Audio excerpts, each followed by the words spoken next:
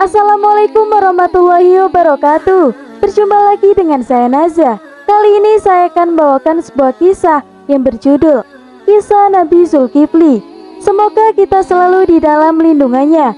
Jangan lupa untuk klik like, komen, subscribe, dan bunyikan loncengnya agar kalian tak ketinggalan kisah menarik lainnya. Tanpa berlama-lama lagi, langsung saja kita ke kisahnya. Nabi Zulkifli merupakan salah satu nama rasul yang wajib kita ketahui. Ia hidup pada saat Raja Ilyasa berkuasa. Nabi Zulkifli adalah sosok yang sangat gigih dan tidak mudah goyah, memiliki budi yang luhur dan selalu menepati janji yang telah ia buat. Dengan perangainya yang sangat baik, banyak orang yang gemar bergaul dengan Nabi Zulkifli alaihissalam. Nabi Zulkifli memiliki kisah yang cukup beragam. Ia pun pernah diangkat menjadi raja yang menggantikan Daha Ilyasa. Ia pun hidup dengan dipenuhi kesederhanaan dan juga kesabaran di dalam menghadapi apapun. Banyak hal yang pernah dialami oleh Nabi mulia ini selama hidupnya. Nabi Zulkifli merupakan anak dari salah seorang nabi yang bernama Nabi Ayub dengan seorang perempuan yang bernama Rohmah. Nabi Zulkifli alaihissalam diangkat sebagai rasul sesudah ayahnya diangkat. Artinya, Zulkifli adalah cucu dari Nabi Ibrahim. Di dalam kisah, Nabi Zulkifli ia utus oleh Allah kepada suatu kaum yang bernama Amoria yang berada di daerah Damaskus. Kemudian, pada tahun 1460-an sebelum Masehi, ia pun diangkat menjadi rasul, sehingga sejak saat itu ia pun mengajarkan kepada sekalian umat untuk bertauhid kepada Allah dan berhenti menyembah berhala. Ia juga mengajarkan kepada manusia untuk membayar zakat dan juga agar taat beribadah. Dikisahkan bahwa Nabi Zulkifli memiliki 2 orang anak. Pada suatu masa, rumah Nabi Ayub pernah mengalami runtuh. Hal itu memuaskan para semua anaknya. Akan tetapi, ada satu anak yang bernama Bashar yang berhasil selamat seorang diri. Bashar sendiri maknanya adalah orang yang memiliki kesabaran. Sejak kecil, Nabi Zulkifli diajarkan berbagai sifat yang mulia, khususnya kesabaran dirinya, hingga ia sangat terkenal sebagai sosok yang sabar, teguh, dan gigih dalam segala hal. Perjalanan hidup yang diceritakan pada kisah Nabi Zulkifli memang cukup panjang dan mengesankan. Di antaranya, ketika ia dinobatkan sebagai raja, ia mampu membawa rakyatnya menuju kemakmuran hingga akhir hayatnya. Kemudian, Nabi Zulkifli wafat di usianya yang ke-75 tahun.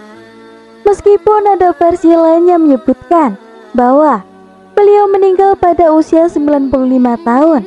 Kemudian, ia pun dimakamkan di Kafel yang terletak 130-an kilometer dari kota Baghdad atau yang sekarang dikenal dengan Irak. Meski demikian, ada pula yang berpendapat bahwa makam Nabi Zulkifli alaihissalam juga terdapat di Palestina dan juga terdapat di Suriah, tepatnya ada di daerah Kifel yang merupakan suatu kota kecil dengan jumlah penduduk yang tidak begitu banyak. Letak kota ini ada di bagian selatan kota Baghdad, tepi sungai Efrat. Hingga kawasan tersebut sangat istimewa, tidak hanya bagi umat Islam, namun juga umat Yahudi. Dikisahkan bahwa Raja Ilyasa adalah sosok raja yang tidak memiliki keturunan, sehingga figur yang akan menggantikannya menjadi raja bukanlah keturunannya. Karena itu, pada suatu ketika, raja mengadakan sebuah sayembara untuk mencari penggantinya kelak. Mengingat usianya yang sudah semakin tua, ia pun berharap tahta kerajaan setelah ia wafat nanti akan dipegang oleh orang yang tepat dan juga oleh orang yang terbaik. Raja Ilyasa di dalam kisah Nabi Zulkifli alaihissalam kebetulan adalah orang yang sangat memperhatikan kesejahteraan dan juga kemakmuran negerinya. sehingga semua rakyatnya pun bisa mencalonkan diri menjadi seorang raja, asalkan sesuai dengan syarat yang diajukan. Akhirnya, Raja Ilyasa membuat kriteria dan syarat khusus bagi siapapun yang mampu memenuhi syarat tersebut. Jika setuju, maka akan menghentikannya.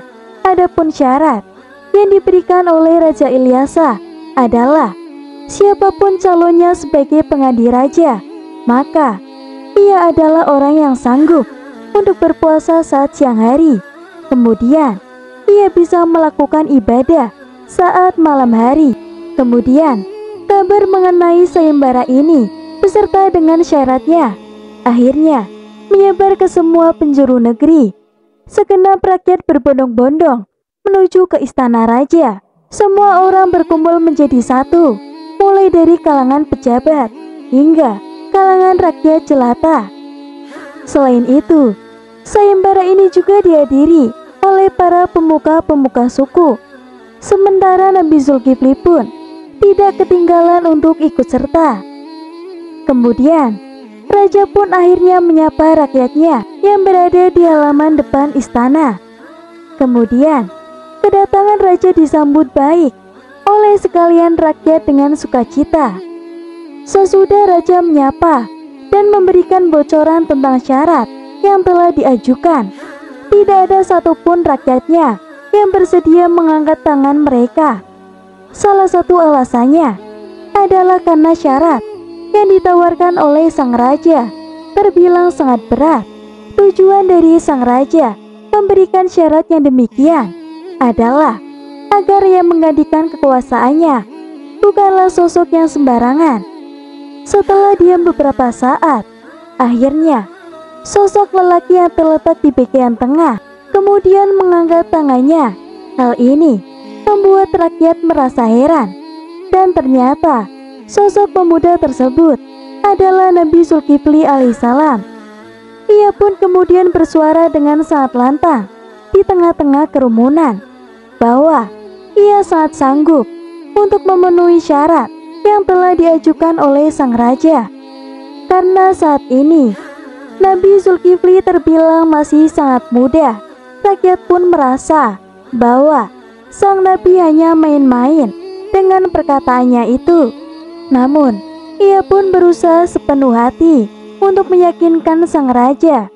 Raja yang awalnya merasa ragu dan khawatir, pada akhirnya menjadi percaya dan bersedia menerima Nabi Zulkifli sebagai penggantinya.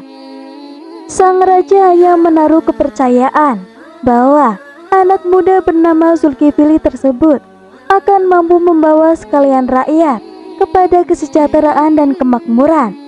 Ia pun akan berhasil menjadi seorang raja yang adil dan raja yang terhormat. Cukup sekian kisah yang dapat saya sampaikan. Semoga bermanfaat dan memberi pelajaran bagi kita semua. Akhir kata, wassalamualaikum warahmatullahi wabarakatuh.